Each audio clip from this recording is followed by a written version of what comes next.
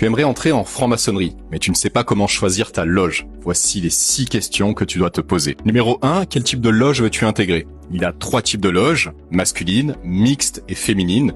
Demande-toi alors si tu préfères intégrer une loge unisexe ou une loge mixte. Numéro 2, qui serait pour toi le grand architecte de l'univers?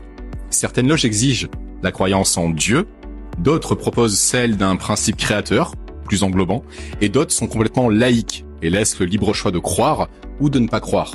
Tu peux te demander alors ce que représenterait pour toi le grand architecte de l'univers, Dieu, un principe créateur ou une réponse libre. Demande-toi également si tu souhaiterais que ce grand architecte de l'univers soit mentionné ou non pendant les tenues. Et dans le cas contraire, tu peux toujours t'orienter vers une obédience laïque, peu importe ta croyance. Numéro 3.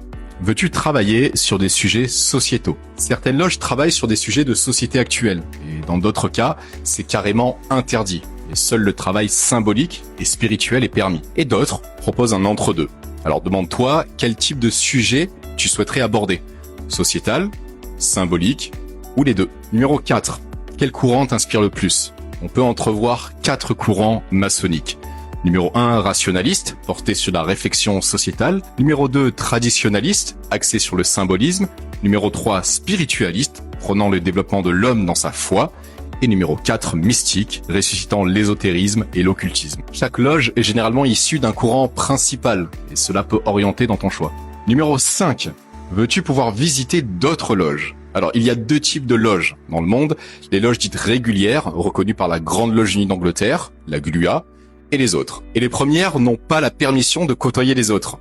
Il y a une seule obédience régulière dans chaque pays, et en entrant dans une loge régulière, on peut ainsi visiter les loges de l'obédience régulière propre à chaque pays du monde uniquement. On ne peut pas visiter les autres obédiences de son propre pays. En entrant dans une loge non reconnue par la GLUA, donc non régulière, tu peux visiter les loges des autres obédiences de ton pays, les loges de ton obédience à l'étranger, donc pour les loges en France, cela se limite généralement au dom-tom, et les loges des autres obédiences étrangères avec lesquelles il y a des accords de reconnaissance. Et il y en a généralement beaucoup. Numéro 6. À quel rite souhaites-tu travailler? Il y a 9 rites majeurs pratiqués par les loges françaises. Une loge travaille généralement à un seul rite. Ainsi, lorsque tu choisis une loge, tu choisis aussi un rite maçonnique. Je suis le franc-maçon et si tu veux avoir des conseils sur la franc-maçonnerie, suis-moi.